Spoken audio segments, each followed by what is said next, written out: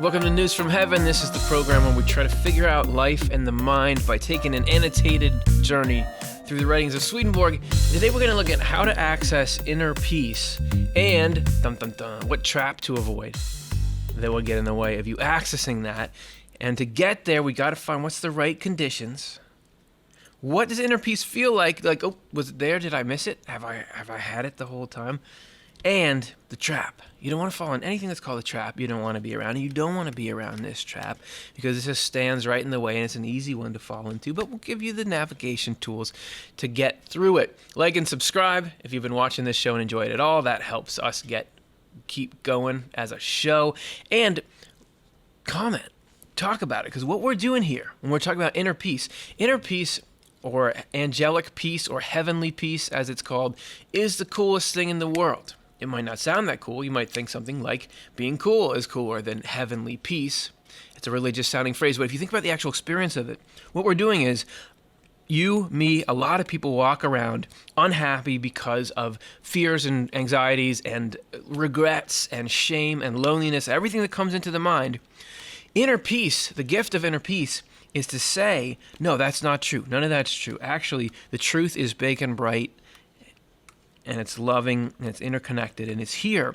Remember, you're at the center of love. That's what this inner peace is. So we're trying to give that. So to get there, let people know what's going on for you this week. And as we go through, let me know in the comments and let everyone else know what's working for you. How did you find ways to navigate to this inner peace that we're talking about? Because everything spiritual we touch on should help in the arena of the mind.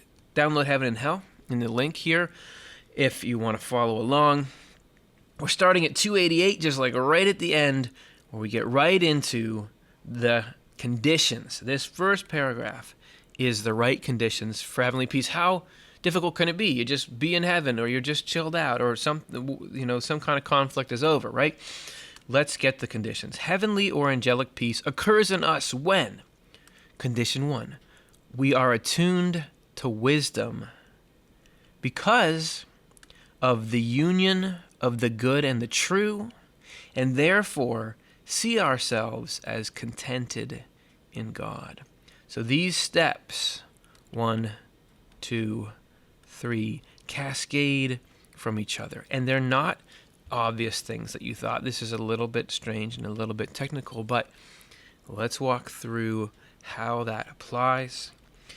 We're attuned to wisdom. That's the first step. So if we're looking back at us and how do we get out from underneath the things that bother us in our lives, the first step is being attuned to wisdom. ATW, as the kids call it. And how do we get attuned to wisdom? Do you just read a lot of stuff? Do you just get another degree? What do you got to do? Because of the union of the good and the true. So somehow the good and the true, which would be the right motivations and then the right knowledge or longing for that knowledge. It's hard to say knowledge. Longing for that knowledge in order to do what's good, those have to come together, right? This love for helping has to come together with the desire for the means. Somehow that gets us our ATW or attunement to wisdom. And therefore, when these two conditions are met, we see ourselves as, and we're already pretty much giving you, spoiling what heavenly peace is, or real inner peace, being contented in God. That this is the essential. Being content in God. Man. Being contented with however we ended up drawing that sentence. Being contented in God is the essential, because if you're contented in something else, if I am contented that I got my way, or if I am contented that my greatest enemy suffered some defeat this week, or if I'm contented that I have come upon some sort of success, all that stuff is temporary, and your dark clouds are just waiting for something to go wrong, and then they can latch right into that. But the principles that God stands for, these would be truths like we're all on the same team. Life is long, and God is leading us to the greatest possible heavenly happiness that there is, that even the worst events in your life can somehow lead to good, that we are on a trajectory to be taken care of and loved and known and understood, that life actually is good. Those are the truths. And when we are contented in those rather than in these ego things up here, that's the stuff the real heavenly peace can latch onto. And against that stuff, worries have no power. However, so we might think, oh, that's heavenly peace. I could never move in that direction. You can, just don't expect spectacular, overwhelming results all the time. Because he says, however, as long as we are living in this world that we have here, no offense to the continents as I draw them wrong, that peace lies hidden in our depths. There's a couple cool things I want to say about that. First of all, it's not against the third rock from the sun. It's not this planet. It's not if you were on Mars, you could have inner peace more obviously. It's the conditions of having a physical body and of having cares about maintaining that, and also the ego concerns we're constantly grappling with. All of that makes it so that you could even have this heavenly peace at times. It just isn't quite as vivid, but it's there. Even when it seems like you don't have this connection to what's good and what's true, it's there, and it's there in our depths. Still, it is unveiled when we leave our bodies behind, because you've got a body, but, the real you is just waiting to break out there and enter heaven, this being sort of the external, the state of mind that happens when the body's pulled away, but also, heaven, you go there after death, because then those depths are opened. And I love the idea of that there's something deeper in us, that I'm not just my surface level foibles and concerns and things. There's not just a two-dimensional me. There's something more in there, that there's some kind of secret garden of the mind. There are these landscapes inside us where there's more. There's stuff in the depths, and that the journey with the divine is like opening that up and uncovering that.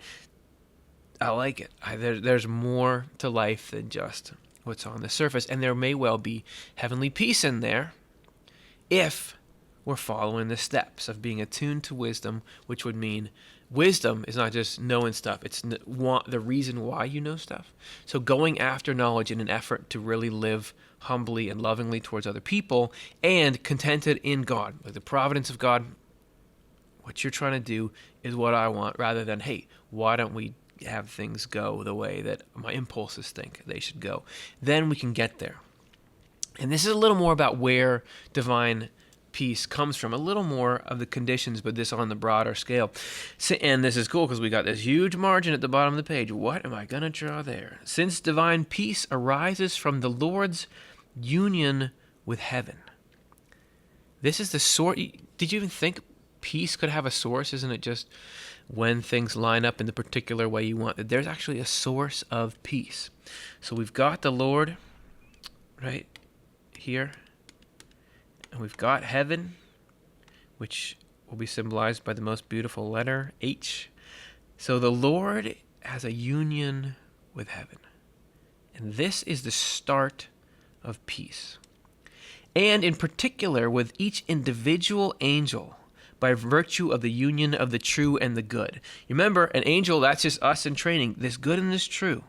And I like leaving up all these clouds and crossed out and dark marks around here, because this is sort of the chaos of the picture of our mind. There's so many forces trying to pull at us that this is really how it can feel, and you cannot even know that if you block out this noise, there is something cool going on in the middle here.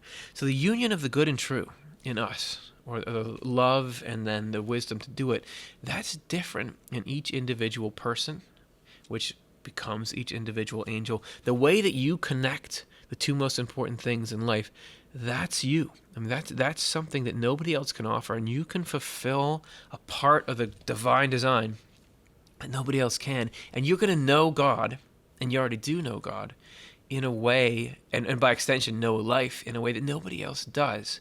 Exactly. That's like at the heart of our contribution of what we bring. So part of this piece is God bringing these two things together. And when that marriage happens, there's a new connection point between the divine, the infinite, and the finite. And so union of the true and good, this is all happening when angels, and whenever we're talking about angels, transpose it onto your better states of mind. When angels are in a state of love, they are in a state of peace. And that may seem like a trite pairing, of course, but I think that's worth noting, because you may think that, and we're going to see when we get to our trap section, that we could picture peace as, it doesn't matter how much love we have, it matters how well things are going for us. But angels only get this good stuff when they're in a state of love, because this is when the good within them is united to what is true. So even in angels, it's not a guarantee that that's always there. And he said it has been explained above that angel states change periodically. So if you're worried about, why am I sometimes all spiritual and I know how to not get upset when somebody does something that's obnoxious or that I perceive as obnoxious, why am I sometimes reactive still? Haven't I been trying to be spiritual for a long time? Even the angels have these little cycles as well. Much is the same is true of us. So we're in this connection of peace as well. Much of the same is true of us when we are being regenerated. And regeneration being this process of spiritual growth, this is why we all have to sit around and be on the planet Earth here. You ever think, why don't we just, and again, not the planet, but the state, the physical outer state, why don't we just skip it? No, this is the conditions in which we can be regenerated. And look at what is the most fertile ground for peace in us. You'd think it's when everything's died down, you haven't had any strife for a long time, everything's in order.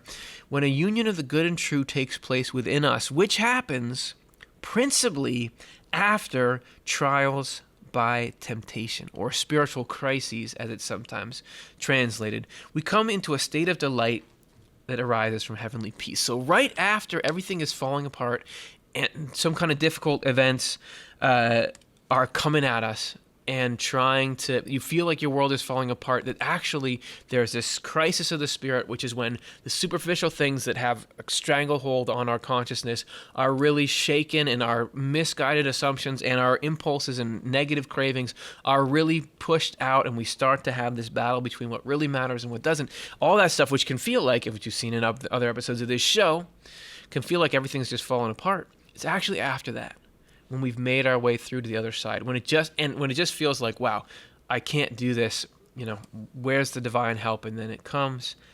That's when we most reliably touch on heavenly peace. That's a condition. This is right after that. So it's not that the more we can avoid discomfort, the more peace we experience. Just know that, yeah, there's going to be a rocky road, but after we accomplish these important things, that's when the peace hits, which to me is fascinating and kind of encouraging, that when things seem like they're at their worst, hey, that peace could be right on the other side. And to know that beneath it all, beneath all this hectic stuff that seems like, oh, things are getting worse and worse, there's a delicate process going on down here. That there is something happening that by the time all this other stuff gets wiped away is going to remain and really going to connect us to what's good and true. What's it like? What's heavenly peace like? Do we have any way to compare it to things we go through here? That peace is like the morning time or dawn in spring, when once the night has passed, which would be these crises, there's a reason why the physical rhythms are there. They mirror the internal rhythms. It's all this picture. Everything is a picture of something else. Everything is moving to these same rhythms. All things of the earth began to take new life from the rising of the sun. The dew that falls from heaven spreads a leafy fragrance far and wide. Actually, morning really does smell good. I don't know if you've ever smelled it. And springtime's gentle warmth makes meadows fertile and instills its charm in human minds as well. If you think about the morning or the spring, one thing that strikes me about both of them, so it's, two things, but it's the same thing used twice. What's the feeling? Well, for me, and I don't know if this is true for you as well, what's the feeling about morning that's so cool when you're not tired?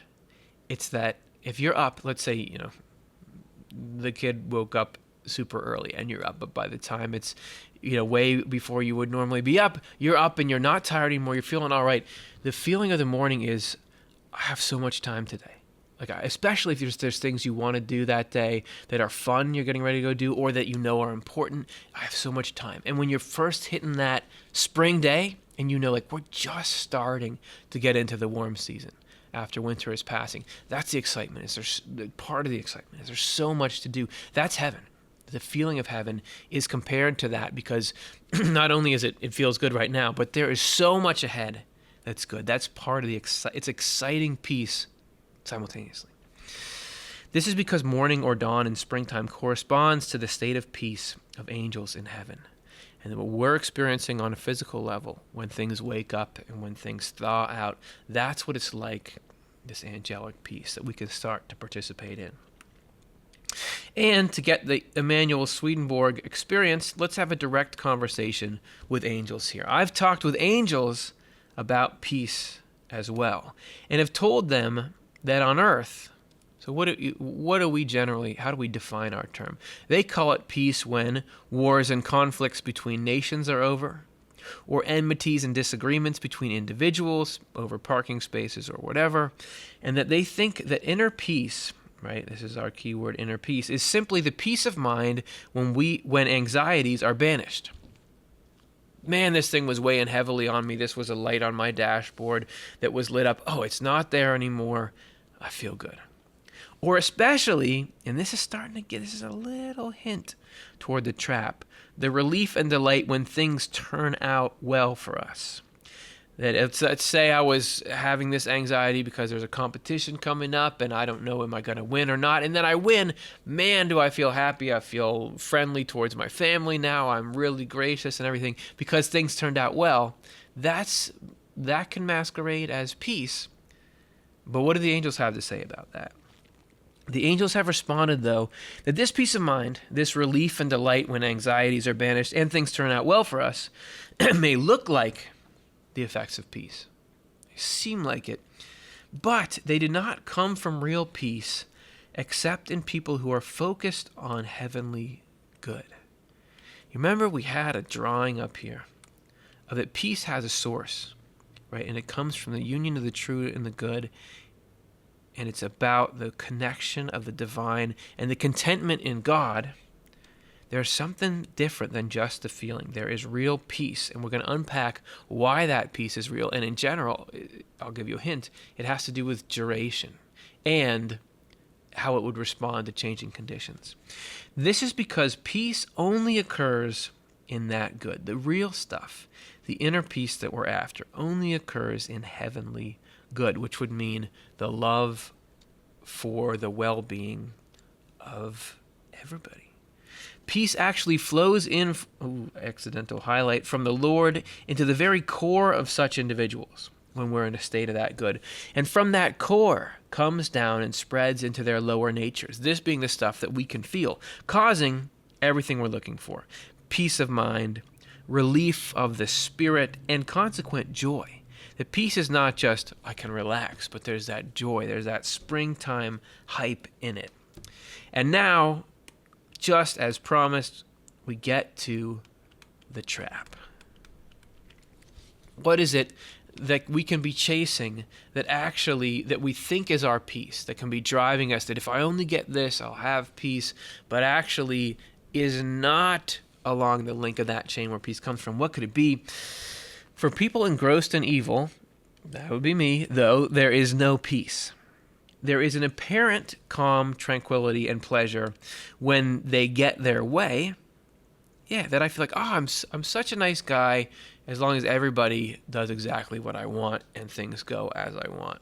But this is outward only, with no inward substance. Inside, and this is a fascinating commentary on the psychology of this ego-level peace, inside there is raging, hostility, hatred, vengefulness, cruelty, and all kinds of evil cravings. Now, come on. Like, wait a second.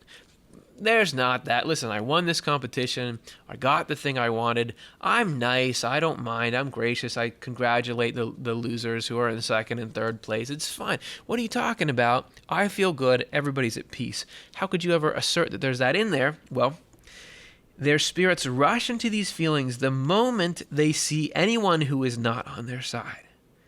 So I'm cool as long as you don't move into my territory. or as long as everybody thinks like I want them to think, or everybody does what I want them to do, is so true. And it bursts forth whenever there's no fear to restrain it. I do think that, as I've said before, I'm much more spiritual when I need help. When everything's going my way, I'm like, well, I can just kind of, now that I've got this, I also want this to happen, and I want this to happen.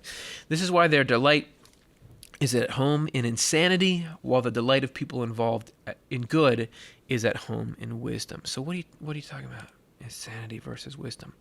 Well, if you think about my silly, non-relevant example of I wanted to have a competition where I was number one, and this could be a little unofficial competition that I play with, looking at the people on social media who gets more likes, whatever that is.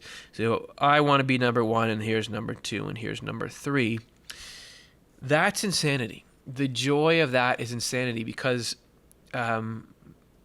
first of all, you think this is great to be the best, but if someone else was the best, you would be sad that they were the best because you want to be in that spot. So you're taking joy in creating one slot for it rather than infinite slots for it. It also is, you're in this insular, and I'm just saying this because I've been here, not that I've ever won anything, but that I've been in this level of craving. You're creating this insular state in which your happiness isn't founded on anything real for the other people. When you're doing something that you are reinforcing yourself, this is so great that I did this, but nobody else is necessarily happy about it.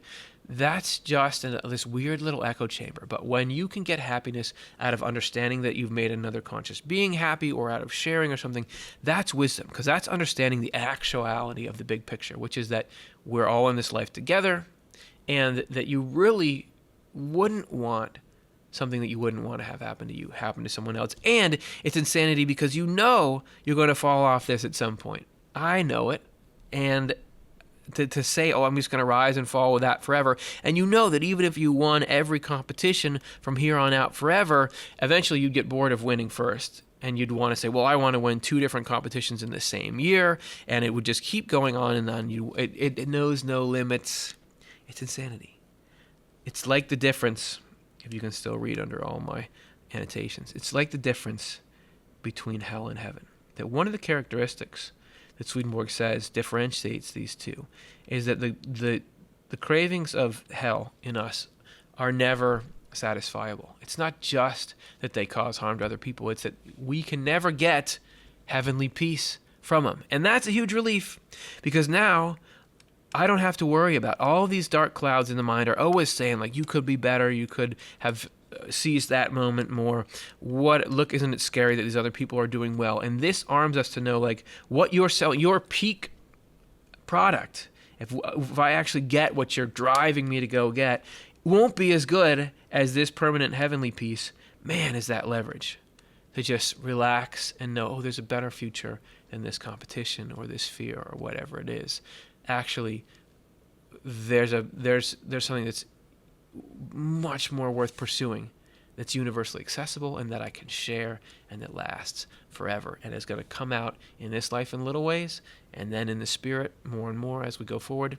It's pretty great. It's a better paradigm. And that's the news from heaven. Did it work for you? You feeling any heavenly peace? You feeling any sense of how you could pursue it? Or any just a more clarity on the contrast between heavenly and hellish peace that we all experience? Let me know. Leave a comment. If you have any tools, leave those there. We all need them. Common property. We're all trying to fight this little battle. And what the lesson of heavenly peace is that it's not that I would be happy if, okay, I get heavenly peace and you all don't, so I'm the most peaced out guy, and that's great. No, it's the more people are in that peace, the more we can help each other up. There's plenty to go around for all. In the comments, let me know, how do you get there? Because I read them, and I want to pick up those tools, and other people read them, and we can keep it going and going. Don't forget to like and subscribe. Hope you take this out into life, and it's some kind of useful application. If you ever feel like, oh, I just used that idea, again, write a comment, because I really want to know just how much can we get out of these insights, and how can we best package them for others. Thank you for all being on that journey with me, and I'll see you next time.